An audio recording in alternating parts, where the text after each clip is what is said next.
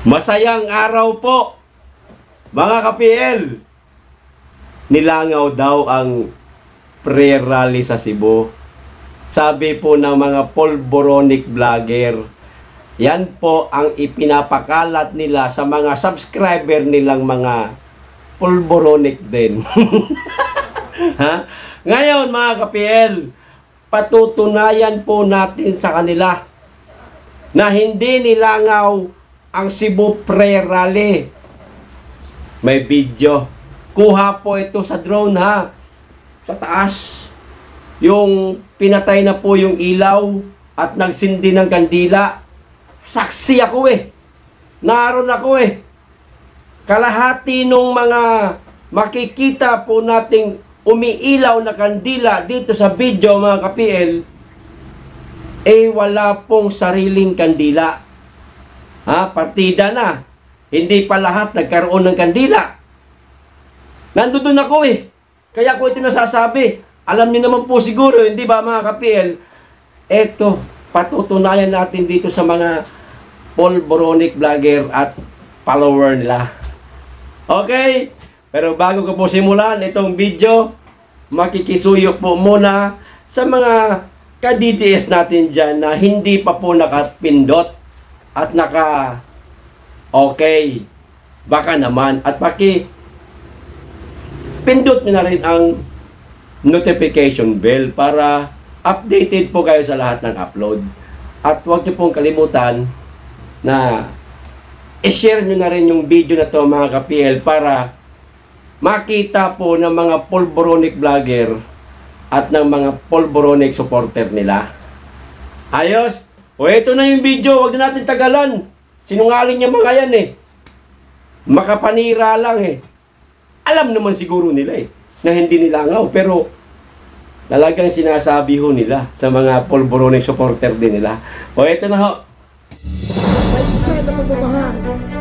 The Lord forgiveness. Pagpapatawad. Hindi tayo aangat sa buhay kung maging galit. Hindi tayo aangat sa buhay kung tayo nagloloko. Hindi tayo aangat kung inisip mo lang sarili mo. Luzon, Visayas, na isa na magmamahal. The Lord forgiveness. Pagpapatawad. Hindi tayo aangat sa buhay kung maging galit. Hindi tayo aangat sa buhay kung tayo nagloloko. Hindi tayo aangat kung inisip mo lang sarili mo. Oh, ano kayo ngayon mga polboronic vlogger, mga polboronic subscriber na mula ang kasadya ground sa Cebu City. Diba si Kuya Will po yung nagsabi na pakipatay yung ilaw bago sindihan yung kandila. Yun. Diba? Namula sa dami ng tao. Kalahati pa lang yun. Kasi kalahati lang ang may bit-bit na kandila at kanya-kanyang biling kandila yun ha. Hindi yun mayroong isang grupo na nagbit-bit ng sangkaterbang kandila para ipamigay doon sa mga attendees. Hindi ganon. Oh, kanya-kanyang bit-bit ng kandila. Kung 5 kayo magkakabarkada, magbit-bit kayo ng kandila, kanya-kanya. Ganon. Ganon sinuportahan ng mga taga Cebu ang prayer rally. Hindi nyo kasi alam, kayong mga nagpapakalat na nilangaw ang prayer rally kasi wala kayo doon sa lugar. Kami, naroon kami. Huwag kayong sinungaling.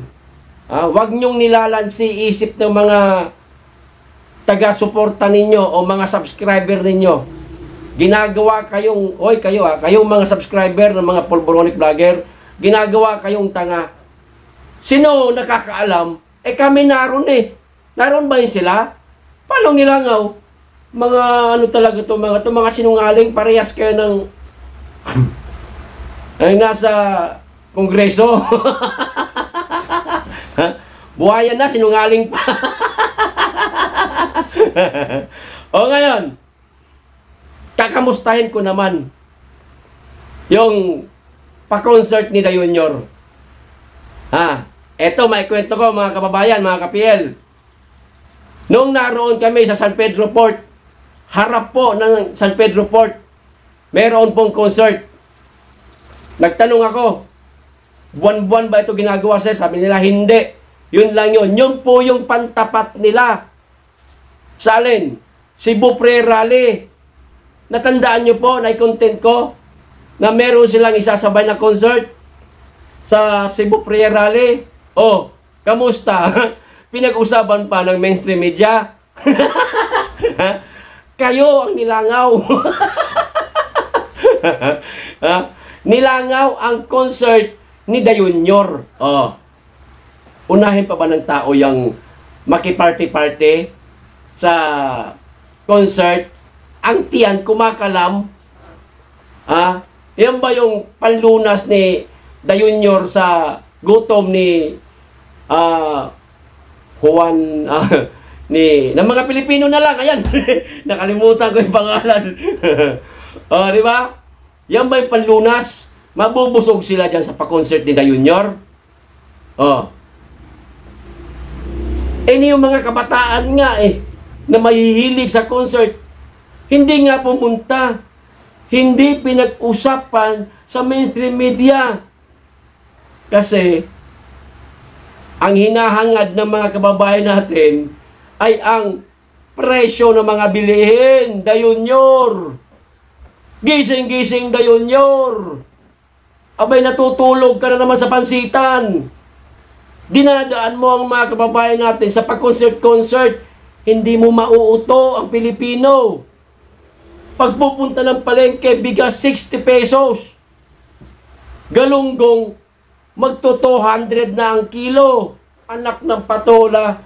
Tapos idadaan mo sa concert. Tapos sasabihin pa ng mga pulboronic vlogger mong nilangaw ang prayer rally. Nasaan yung nilangaw napakaraming taon? Tatangan nyo?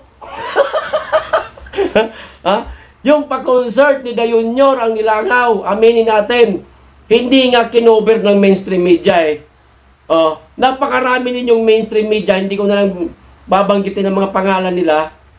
Samantala, yung Cebu Prayer Rally, ang nangungunang mainstream media doon, SMNI.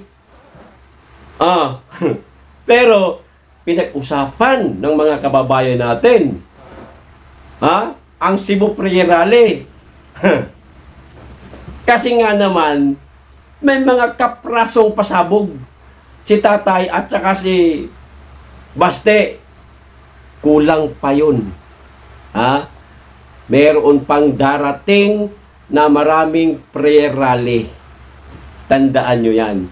Hanggat hindi ninyo itinitigil yung People's Initiative na yan, magpapatuloy ang hakbang ng maisog prayer rally. Nilangaw ang pa-concert ni Da Junior.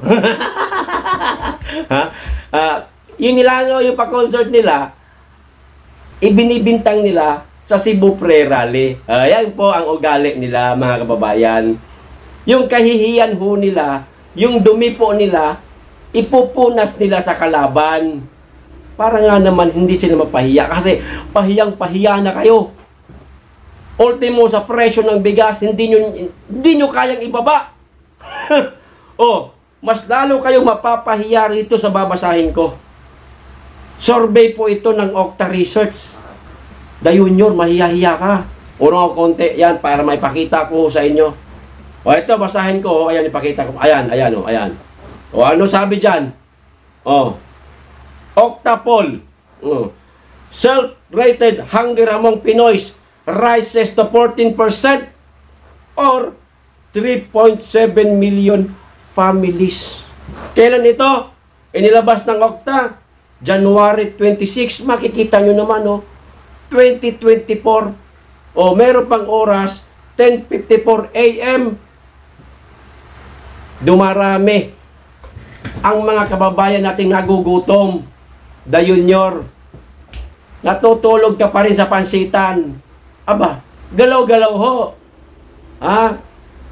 Tugunan ninyo yung ating mga kababayan, magbigay kayo ng trabaho. Hindi yung bigas ang ibibigay ninyo.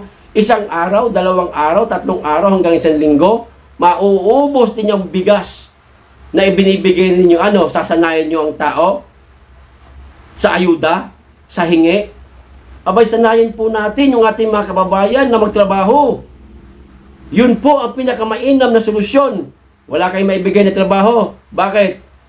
Kasi, yung mga investor, palpak.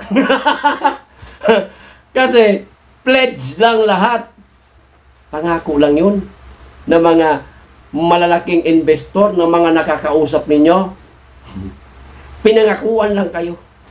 Nang malaman ang baho ng bansa natin, ayun, nagsiatrasan. Kaya, walang mga bagong investor o foreign investor na namumuhunan sa ating bansa. Kasi natatakot sila. Baka nga naman tumaob lang yung negosyo nila. Kaya yung mga kababayan natin, walang trabaho. Tumataas ang bilang ng mga kababayan nating nagugutom. Dayunyor, gawan mo ng paraan ito. Alin? Ito naman, PL May ginagawa naman kami paraan. Alin? Yung ayuda? Hindi yan. Tulungan nyo ang mga magsasaka para magmura ang presyo ng bigas. Isa yan na pangunahin dapat ninyong tugunan. Diba? Isang tanong pa, mga kababayan, mga ka-PL, mga ka-DDS, paki-comment po kung sino talaga ang nilangaw. Pa-concert ni Dayunyor o ang Cebu Prayer Rally? Paki-comment lang po. Hanggang dito lang. Maraming salamat. Mag-iingat kayong lagi at higit sa lahat, mahalin po natin ang Pilipinas. Be blessed.